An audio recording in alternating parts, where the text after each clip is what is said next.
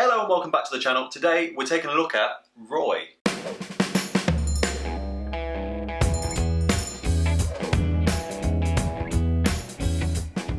Yeah, today's beer is Roy from Brewing Co, if you can see that, and it is a Cranberry Infused Pale Ale. Apologies if this video is a bit shaky. I'm trying something new, recording standing up and hoping really to try and do this in kind of one shot, although I will definitely mess something up and end up editing it anyway. But nonetheless, this is Roy from Brewing Co. It's a 5.8% Cranberry Infused Pale Ale.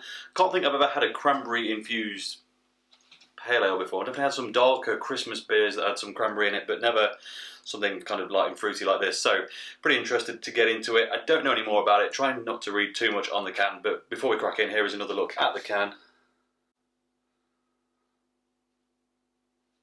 Right, let's get it open.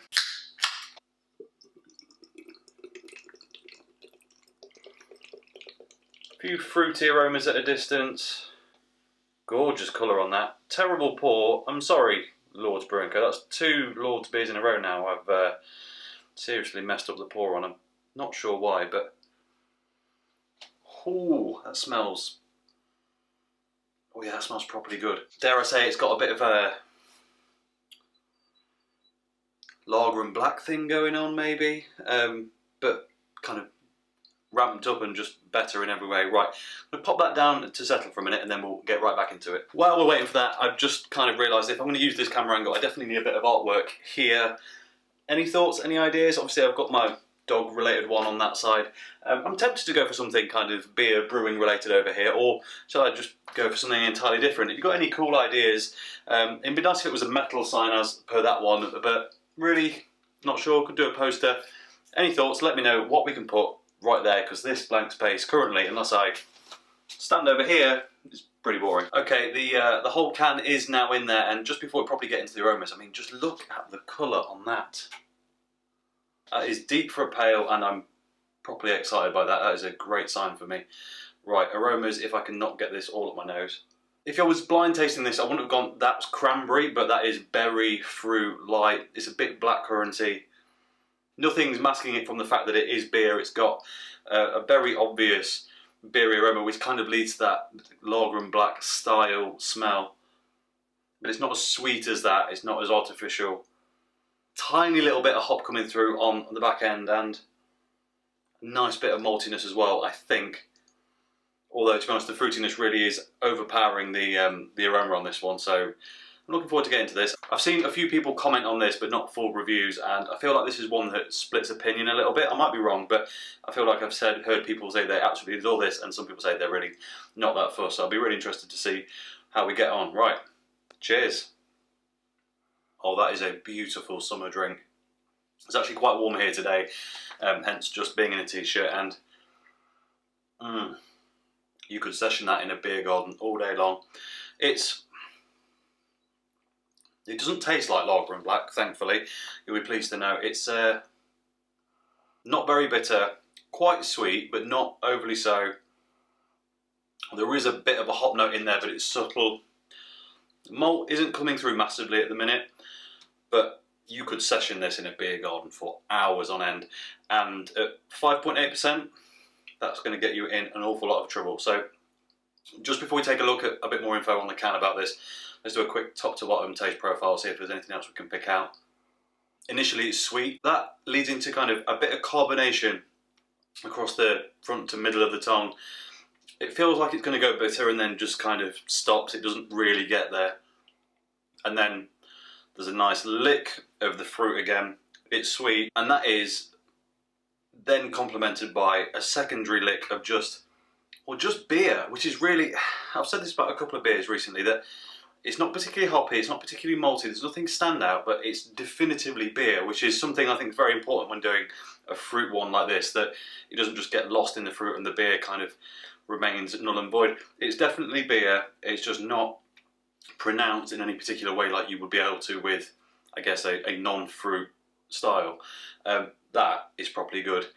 The aftertaste just leaves you with a bit of a sweetness and a bit of hop lingering maybe, but really nothing offensive whatsoever. So let's take a look at the can. Lord's Brewing Co. Roy, a 5.8% ABV Cranberry Infused Pale Ale, hazy peach colour, check, soft cranberry flavour.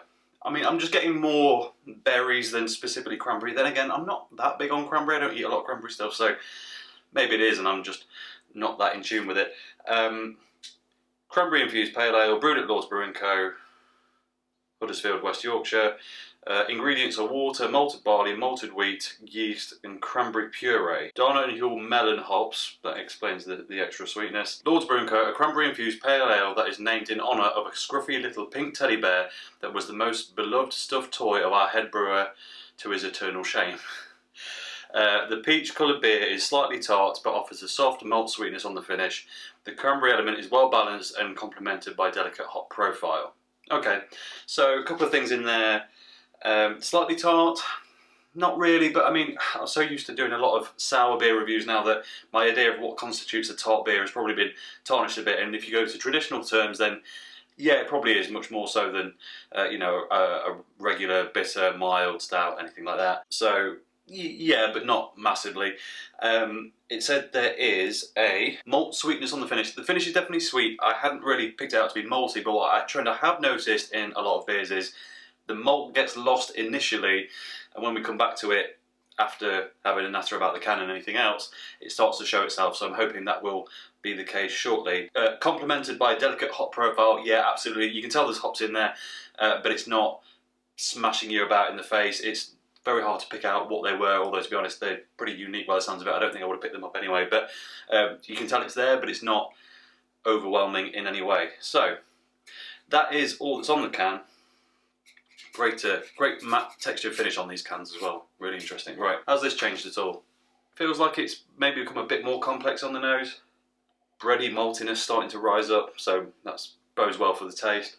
Slightly less bright sweet fruit on the nose now. It's much more, it's not got that lager and black thing going on anymore. It's much more refined.